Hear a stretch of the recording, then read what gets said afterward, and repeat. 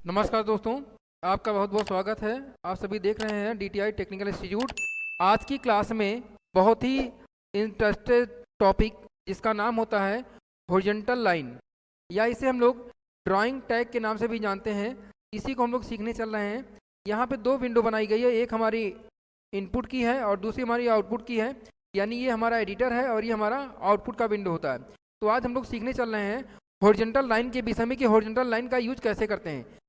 Horizontal line का use करने के लिए हम लोगों के पास HR नाम का टैग होता है। हम लोग HR लिखते हैं और HR टैग का मतलब ही होता है हॉरिजॉन्टल लाइन। अगर हमें हॉरिजॉन्टल लाइन को बनाना होता है तो हम लोग HR टैग लिखने के बाद जैसे इसको सेव करेंगे ऑटोमेटिक हॉरिजॉन्टल लाइन बन जाएगी। इसको मैंने सेव किया और यहाँ पे जैसे हम लोग रिफ्रेश करते हैं तो देखिए यहाँ पे एक हॉरिजॉन्टल लाइन ऑटोमेटिक बन गई। इसी प्रकार से अगर हमें हॉरिजॉन्टल लाइन में और सारे एट्रीब्यूट यूज करना हो तो आसानी से हम लोग इसका यूज कर सकते हैं। तो कैसे यूज करते हैं यही देख रहे हैं। यहाँ पे मैंने लिखा HR और यहाँ पे लिख दिया मैंने कलर। कलर लिखने के बाद जैसे मैं यहाँ पे कोई भी कलर का नाम दूंगा, जैसे मैंने यहाँ पे कलर का नाम दिया रेड, मैं कलर का नाम रेड दूंगा, ऑटोमेटिक इसको सेव करूँगा और सेव करने के बाद में जैसे इसको मैं रिफ्रेश करूँगा ऑटोमेटिक यहाँ पे एक लाइनिंग बनेगी और उस लाइनिंग का कलर जो होगा वो क्या होगा, रेड हो जाएगा। देखिए यहाँ पे दो लाइनिंग बन गई, एक तो ऊपर वाली लाइन थी जो बिना कलर में थी, दूसरी लाइनिंग बनी जिसका कलर क्या हो गया, रेड हो गया। इसी प्रकार से अगर हम लोग चाहें तो कलर को RGB के बेस पर भी डिक्लेयर कर सकते हैं। जैसे यहाँ पे मैंने लिखा HR और यहाँ पे लिखा मैंने colour equal to inverter comma के अंदर लिखा मैंने RGB और इसके बाद जो भी हमें कलर की प्रॉपर्टी सेट करनी हो उस कलर की प्रॉपर्टी को सेट कर दिया जाता है। जिसमें मैंने यहाँ लिखा 200, 100 और कॉमा लिखा 50 लिख दिया। देखिए RGB का मतलब होता है रेड, ग्रीन और ब्लू। तो ये मैंने 200 R की प्रॉपर्टी सेट की है यानी रेड की, 100 ग्रीन की और 50 B की मैंने प्रॉपर्टी सेट की है। इसको जैसे सेव करेंगे और यहाँ पर रिफ्रेश करेंगे तो देखिए यहाँ पे ये जो कलर आया है ये RGB के कलर की प्रॉपर्टी के अकॉर्डिंग कलर आया हुआ है। नेक्स्ट पॉइंट हम लोग यूज करते हैं। नेक्स्ट है, मैं फिर से यहाँ पे हेक्सा कलर का यूज करके बता रहा हूँ आपको। मैंने यहाँ पे लिखा कलर और कलर के बाद में यहाँ पे इनवर्ट कॉमा में हेक्सा वैल्यू आप देना चाहें तो हेक्सा वैल्यू भी आप दे सकते हैं। तो जैसे मैंने हेक्सा में लिखा पहला 00, उसके बाद में FF और इसके बाद में हेक्सा को मैंने क्लोज कर दिया। इसको जब हम लोग सेव करेंगे तो यहाँ पे देखिए रिफ्रेश करते ही मान एक ग्रीन लाइन आ गई। इसका मतलब चाहे तो हम लोग कलर को नेम के बेस पर या RGB के बेस पर या हेक्सा वैल्यू के बेस पर डिक्लेयर करना चाहें तो डिक्लेयर आसानी से कर सकते हैं।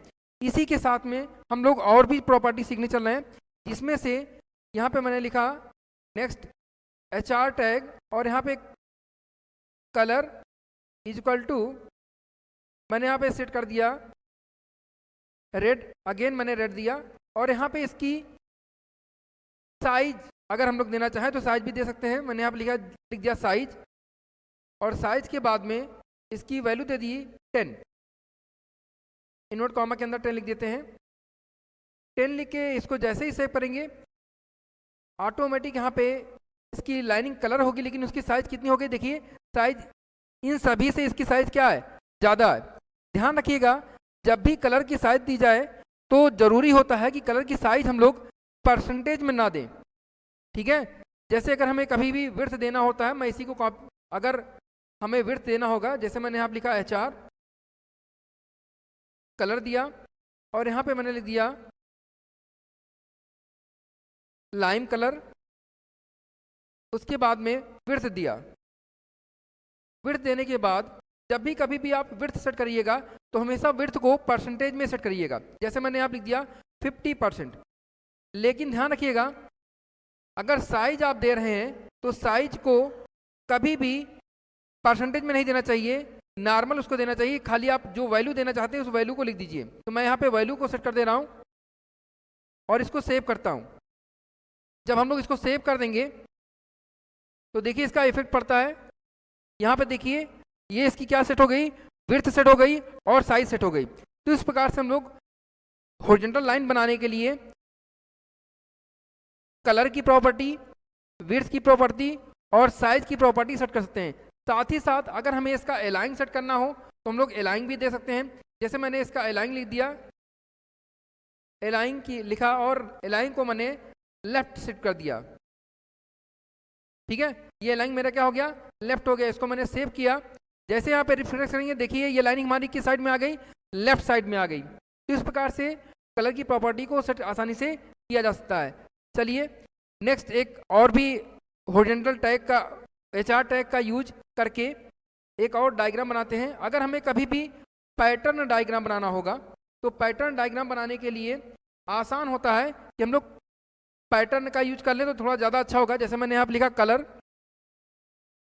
इक्वल टू, मैं हेक्सा वैल्यू का यूज कर रहा हूँ, आप कोई भी वैल्यू यूज कर सकते हैं।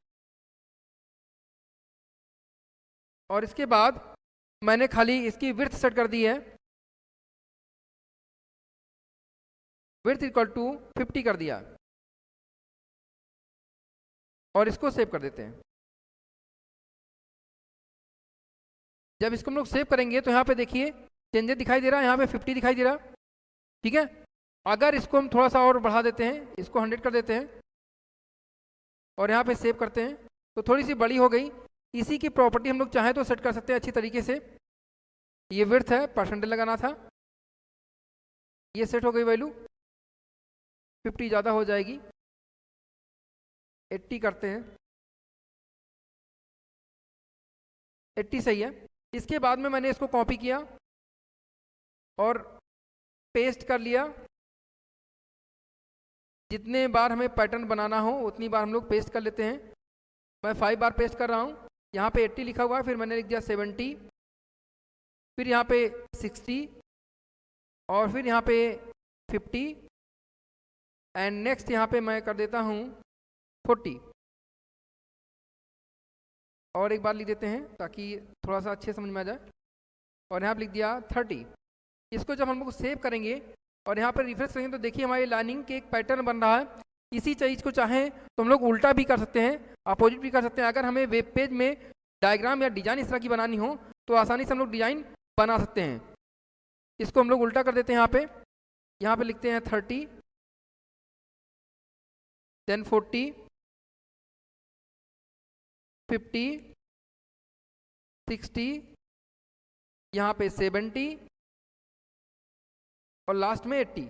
इसको मैं सेव कर रहा हूँ और सेव करने के बाद जब हम लोग रिफ्रेश कर देते हैं तो इस तरह के डायग्राम आसानी से बन जाते हैं। इस प्रकार से हम लोग हॉरिजॉन्टल लाइन को अपने अकॉर्डिंग अपने वेब ब्राउजर पर सेट कर सकते हैं, चाहे तो किसी भी वर्ड के पास या फिर जहाँ पे हमें ज़रूरत हो वहाँ पे आसानी से हम लोग सीख सकते हैं। इसी प्रकार इसी तरह से अगली भी वीडियो में हम लोग मिलेंगे और उस वीडियो में हम लोग नए चीज़ को सीखेंगे। तो बने रहिएगा DTI में। तब तक के लिए नमस्कार।